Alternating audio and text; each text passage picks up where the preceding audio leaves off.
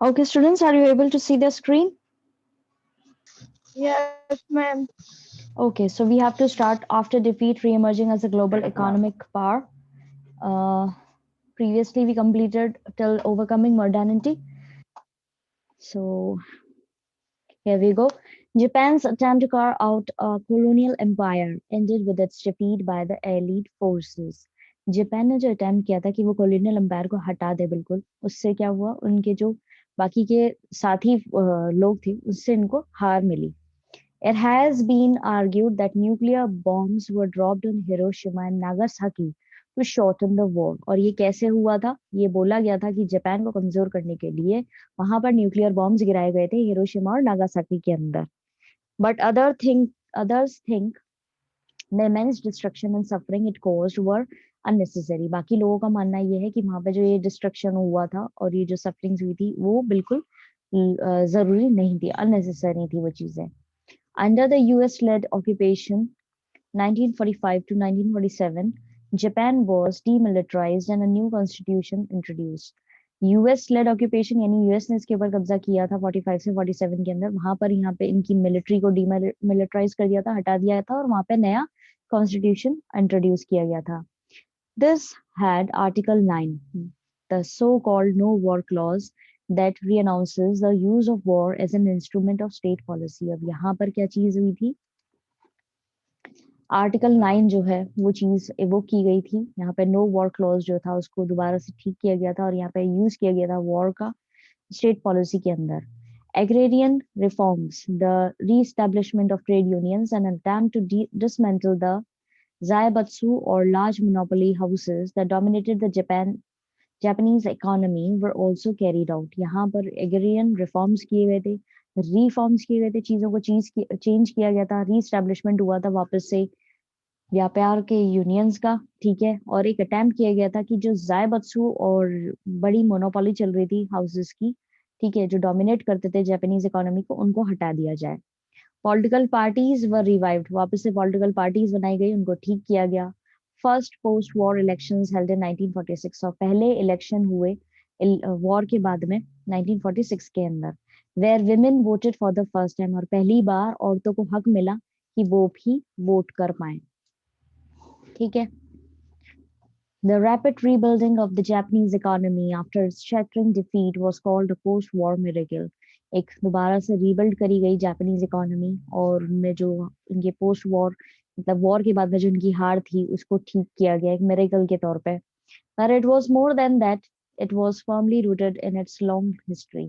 ये इससे ज्यादा चीजें हुई इसके अंदर और इसको डीपली बोला जाता है कि इसने हिस्ट्री में बहुत इंपॉर्टेंट रोल प्ले किया. The constitution was democratized only now, but the Japanese had a historic tradition of popular struggles and intellectual engagement with how to broaden political participation. Constitution जो है वो उसको डेमोक्रेटाइज किया गया था, डेमोक्रेसी के अंदर लाया गया था. लेकिन जापान की जो हिस्ट्री रही है उसमें बताया गया है कि कितने यहाँ पे संघर्ष हुए हैं, कितने बुद्धिजीवी लोग यहाँ पे इन्वॉल्व हुए हैं पॉलिटिकल पार्टिसिपेशन को लेकर के. यानी काफी इंटेलिजेंट लोगों ने यहाँ पे पार्टिसिपेट किया है राजनीति के अंदर भी. The social cohesion of the pre-war years was strengthened, allowing for a close working of the government, bureaucracy and industry. और जो सामाजिक cohesion था यानी कि वॉर से पहले का जो चला आ रही थी चीजें उससे बहुत मजबूती मिली थी यहाँ पे सरकार को, ब्यूरोक्रेसी को और इंडस्ट्री को कि वो साथ में मिलकर के काम कर सके. US support as well as the demand created by the Korean and the Vietnamese wars also helped the Japanese economy. US का सपोर्ट, ठीक है, और साथ ही साथ जो डिमांड थी कोरियन और वियतनामीज वॉर को लेकर के उससे भी बहुत मदद मिली जापानीज इकोनॉमी को, यानी इनकी आर्थिक व्यवस्था को भी मजबूती मिली. In the 1964 Olympics held in Tokyo, 1964 के अंदर ओलंपिक्स जो है वो टोक्यो में करवाए गए थे. Marked symbolic coming of age, और उससे क्या हुआ, टोक्यो में जब उन्होंने वो चीज करवाई तो वहां पे माना गया कि ये एक अपने आप में अब आने वाले मॉडर्न समय का एक अच्छा वो संकेत है. In much the same way the network of high speed Shinkansen और बुलेट ट्रेन स्टार्टेड इन 1964. अब यहाँ पर 1964 के अंदर बुलेट ट्रेन शुरू हुई थी. इंडिया में बुलेट ट्रेन आ गई क्या? आप लोग बता सकते हैं कि इंडिया में बुलेट ट्रेन आ चुकी है या नहीं?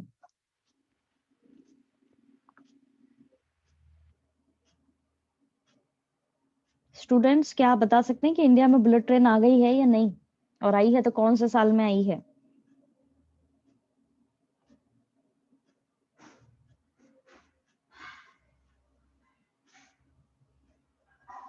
You can answer.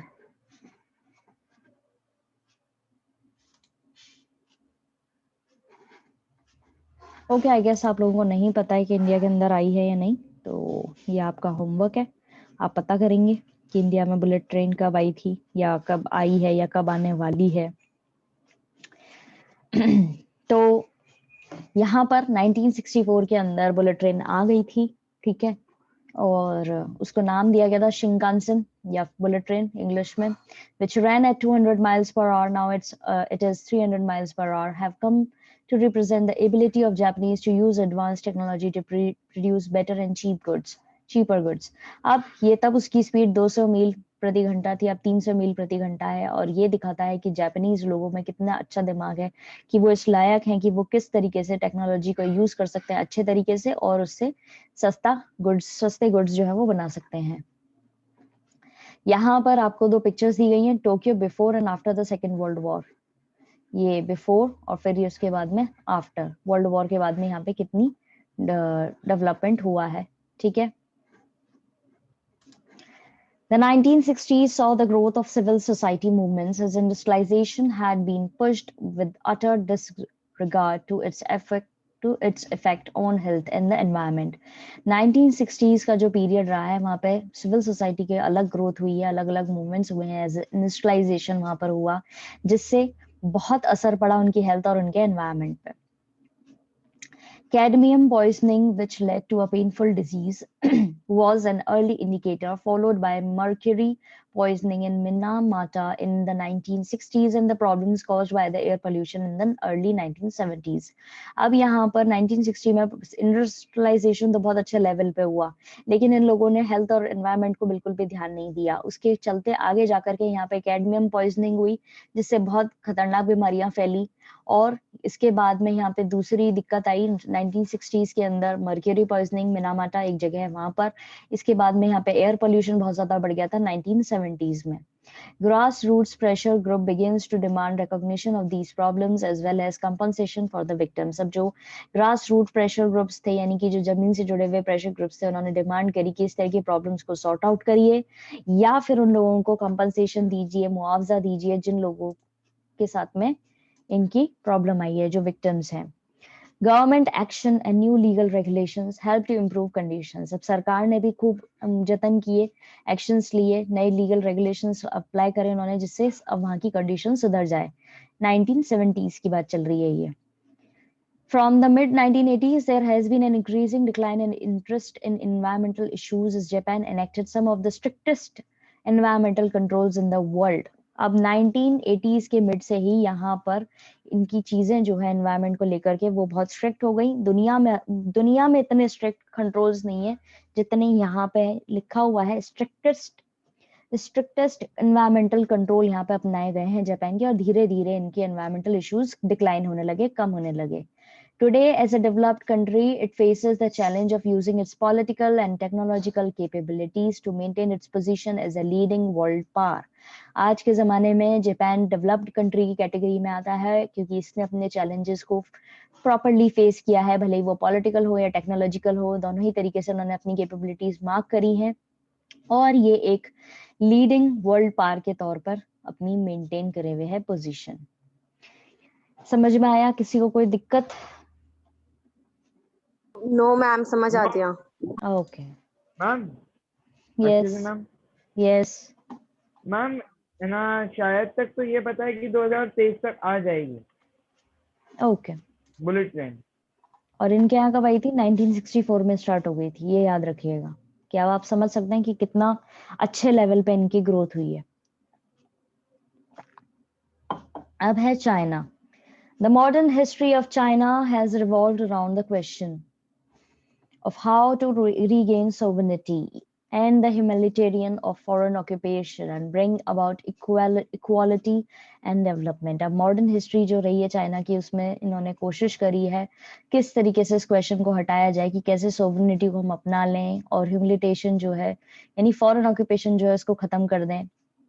फॉरेनर्स को ज्यादा तवज्जो नहीं देते, इंपॉर्टेंस नहीं देते हैं और इक्वालिटी में बिलीव करते हैं और डेवलपमेंट में बिलीव करते हैं। Chinese debates were marked by the views of 3 groups.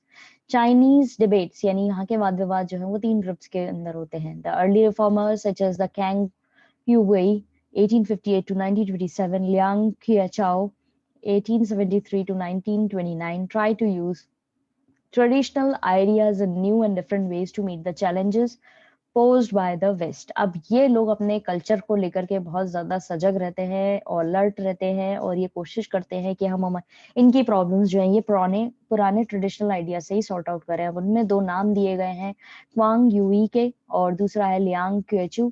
इन्होंने कोशिश करी है और समझाया है कि कैसे हम हमारे पुराने ट्रेडिशनल आइडियाज का इस्तेमाल करके और वो भी अलग अलग डिफरेंट तरीकों से हम अपना करके अपने जो भी चैलेंजेस हमें वेस्ट के लोग दे रहे हैं उसको हम डील कर सकते हैं। दूसरा, second republican revolutionary such as Sun Yat Sen, पहले प्रेसिडेंट थे ये रिपब्लिक के, उन्होंने इंस्पायर किया था यहाँ के लोगों को कि जापान से आइडियाज लो और वेस्ट आइडियाज लो इंस्पायर होकर के। थर्ड थे कम्युनिस्ट पार्टी की चाइना सीसीपी, जो चाहती थी कि एक एंड एज ओल्ड इनइक्वालिटीज और ड्राइव आउट द फॉरेनर्स को भगा दो और यहाँ पर जो इनइक्वालिटीज चली आ रही हैं उसको खत्म कर दो। The beginning of the modern China can be traced to its first encounter with the West in the 16th and 17th century when Jesuit missionaries introduced Western sciences such as astronomy and mathematics। अब modern China ने सबसे पहले अपनी चीजों को कैसे encounter किया, वो ये था जब इन्होंने 16th और 17th सेंचुरी के अंदर देखा जेसुइट मिशनरीज जो थे वो अपनी साइंस और जैसे कि एस्ट्रोनॉमी और मैथमेटिक्स को इंट्रोड्यूस करवा रहे थे यहाँ पर।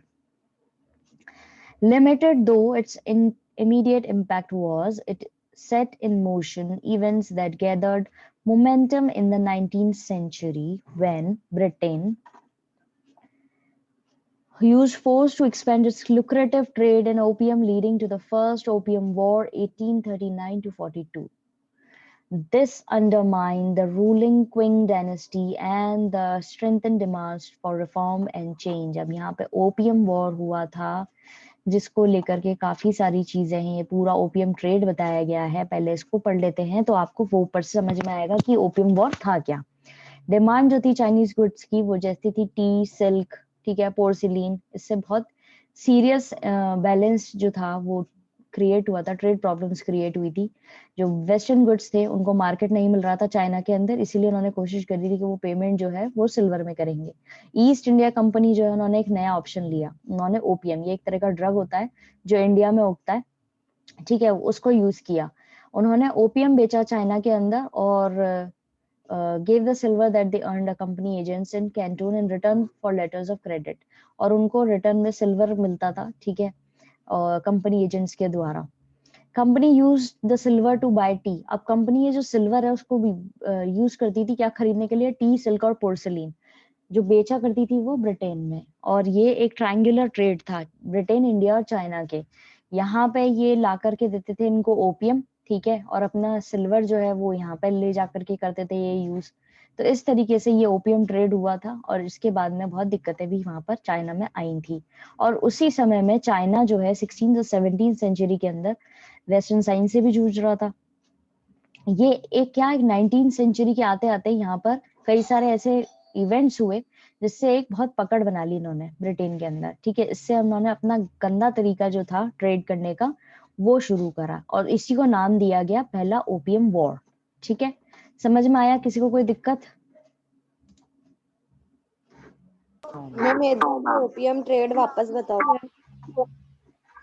ओपियम ट्रेड के अंदर चाइनीज गुड्स जो हैं उनकी डिमांड जो है अच्छी थी, जैसे कि टी, सिल्क और पोर्सिलीन, और उससे एक बैलेंस जो है वो इम्बैलेंस जो है वो क्रिएट हो गया था। ट्रेड की प्रॉब्लम्स हो गई थी क्योंकि ये वेस्टर्न गुड्स को तो मौका ही नहीं मिल रहा था मार्केट के अंदर, क्योंकि चाइना के अंदर तो यही चीजें बिक रही थी। तो उन्होंने पेमेंट जो है, और वो so payment had to be done in silver, और वो पेमेंट क्या करते थे, सिल्वर में करते थे। ईस्ट इंडिया कंपनी जो है उन्होंने एक नया ऑप्शन निकाला ओपियम, जो इंडिया में उगता था, वो ओपियम बेचते थे चाइना के अंदर और वहां से सिल्वर लेकर के आते थे और सिल्वर जो है अपनी ब्रिटेन के अंदर बेच देते थे। तो इतना सिल्वर यहाँ से लेकर के उन्होंने वहां ब्रिटेन में बेचा, मतलब ब्रिटेन में पहुंचाया कि चांदी और एक ड्रग दोनों का कंपैरिजन किया जाए तो ये चांदी जो है वो ज्यादा महंगी होती है ना। तो उन्होंने सिल्वर खरीद खरीद करके, मतलब सिल्वर जो है ले करके इकट्ठा करके वहां पे कर दिया। ट्रेड जो उन्होंने किया वो इस तरीके से किया कि चाइना बर्बाद होने लगा और इंडिया तो बर्बाद कर ही रखा था और ब्रिटेन को फायदा मिलने लगा। ये चीज हुई थी बेसिकली यहाँ पे। समझ आया अब आपको? Yes, ma'am. Thank you. Welcome बेटा।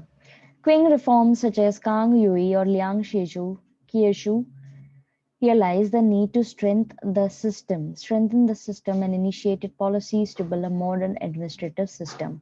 अब ये जो ऊपर रिफॉर्मर्स थे जिनके नाम हमने पढ़े हैं, इन्होंने कोशिश करी कि अपने सिस्टम को मजबूत कर सकें और इस तरह की पॉलिसीज बनाएं जो इनके ऑफिस एडमिनिस्ट्रेटिव सिस्टम को इम्प्रूव कर सके।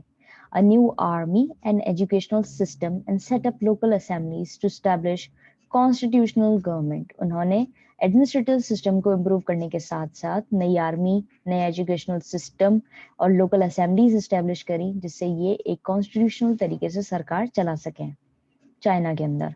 दे saw the need to protect China from colonisation. इनको ये दिख रहा था कि हमें जरूरत है कि हम हमारे देश को बचा सकें कोलोनाइजेशन से, वरना ये भी आकर के हमारे देश में कॉलोनी सेटअप कर देंगे जैसे कि यूरोपियंस ने बाकी जगहों पे कर रखी थी। The negative example of colonized countries worked powerfully on Chinese thinkers. और जो नेगेटिव एग्जाम्पल था, जो कंट्रीज के अंदर कॉलोनीज बना चुके थे ये लोग, उसका एग्जाम्पल लेकर के चाइनीज थिंकर्स ने बहुत काम किया, उनके ऊपर वो बहुत असर छोड़ा। The partition of Poland in the 18th century was much discussed example. और जो पार्टीशन हुआ था पोलैंड का 18th century के अंदर वो बहुत उस समय डिस्कस होता था। So much so that by the late 1890s it came to be used as a verb to Poland us और बोल ऑन who। यानी कि ये इतना ज्यादा यूज होता था ये एग्जाम्पल पोलैंड का कि बाद में ये एक फ्रेज की तरह, एक वर्ब की तरह यूज किया जाने लगा 1890s के अंदर, टू पोलैंड अस। यानी कि पार्टीशन हो जाएगा, जैसे अपन बोलते हैं ना डिवाइड एंड रूल, एक तरीके से इंडिया के अंदर पार्टीशन। तो अपन उस चीज को नाम ले देते हैं और फिर उसका मतलब होता है कि अरे तुम क्या ये कर रहे हो कि डिवाइड एंड रूल की पॉलिसी अपना रहे हो क्या। इस तरह से अपन यूज करते हैं उसको क्रिया के तौर पे, वर्ब के तौर पे, वैसे इन्होंने भी यूज करना शुरू कर दिया था। India was another such example. और दूसरा एग्जांपल इनके पास में थे India. 1903, the thinkers Liang Qiushu, who believed that only by making people aware that China was a nation would they be able to resist the West, wrote that India was a country that was destroyed by a non-country, that is East India Company. अब इन्होंने example दिया, जो इनके thinker थे Liang कीशु, उनका मानना था कि अगर हम हमारे देश के अंदर लोगों के अंदर ये भावना जगा दें कि तुम इस देश के लोग हो, ये तुम्हारा देश है, देश एज अ नेशन है ये तुम्हारा एक, तो ही ये वेस्ट के कल्चर से अपने आप को बचा पाएंगे या वेस्ट की नीतियों से अपने आप को बचा पाएंगे। इंडिया एक ऐसी कंट्री थी जिसको एक नॉन कंट्री ने डिस्ट्रॉय कर दिया था। नॉन कंट्री यानी कि ईस्ट इंडिया कंपनी ने एक उसको डिस्ट्रॉय कर दिया था, उसका ये एग्जाम्पल दे रहे हैं। He criticized Indians for being cruel to their own people. उन्होंने कड़ी आलोचना करी उन लोगों की, इंडियंस की, जो अपने ही लोगों के ऊपर क्रूर थे, ठीक है, क्रूर तरीके से रूल कर रहे थे। And subservient to the British, और ब्रिटिशर्स की गुलामी कर रहे थे, और उनके साथ निभा रहे थे। Such arguments carried a powerful appeal as ordinary Chinese could see that British used Indian soldiers in their wars on China। और ये कैसे करी है इन्होंने क्रूर इनकी वो आलोचना कि जब ब्रिटिशर्स की लड़ाई चाइना से हुई तो चाइना से लड़ने के लिए ब्रिटिशर्स ने इंडियन सोल्जर्स भेजे थे, खुद के लोग भी नहीं भेजे थे कि मरने, ये मरेंगे तो हमारा तो कोई नुकसान होगा नहीं, ये तो वैसे ही हमारे गुलाम है, इनका मरने से हमें कोई फर्क पड़ता ही नहीं, ये मरे या जी हमें क्या। इसलिए यहाँ पे काफी निंदा हुई थी इंडियंस की। Above all, many felt that traditional ways of thinking had to be changed। और इसके ऊपर इन लोगों का मानना ये था कि ट्रेडिशनल तरीके जो है सोच विचार करने के वो हमें बदलने पड़ेंगे।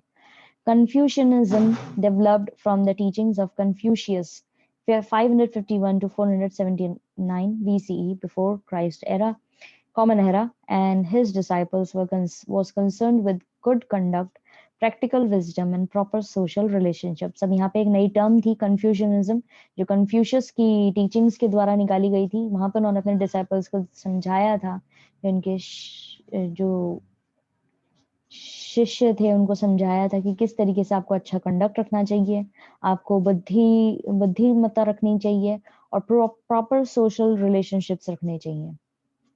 It influence the Chinese attitude toward life, इन्होंने बताया, इन्फ्लुएंस किया कि कैसे चाइनीज लोगों का जो एटीट्यूड है वो जिंदगी को लेकर के क्या है, उसको कैसे ठीक करना चाहिए। उनको सोशल स्टैंडर्ड समझाए, उनको बेसिस बताए पॉलिटिकल थ्योरीज के, इंस्टीट्यूशंस के। और it was now seen as the major barrier to new ideas and institution, और वो देखा जाता था उस समय में कि वो एक बहुत बड़ी बाधा है नए आइडियाज और इंस्टीट्यूशंस को लेकर के, क्योंकि समय के अनुसार आपको बदलना पड़ता है और आप भले ही अपनी पुरानी चीजों को भूले नहीं, लेकिन आपको समय के साथ साथ चेंज जो है वो लाने पड़ते हैं, तभी आपकी जो एडवांसमेंट है वो आ पाता है लाइफ के अंदर। समझ में आया? Yes, ma'am. ओके, तो आज Yes, हम ma'am. इतना ही पढ़ रहे हैं इसको, ठीक है? और आपकी प्रॉब्लम्स जो है आप इकट्ठी कर लीजिएगा, हम कल क्लास में आपकी प्रॉब्लम सॉर्ट आउट कर देंगे। ठीक है students, have a nice day ahead, और गॉड हम ब्लेस कल यू फाइनल ऑल। किया था।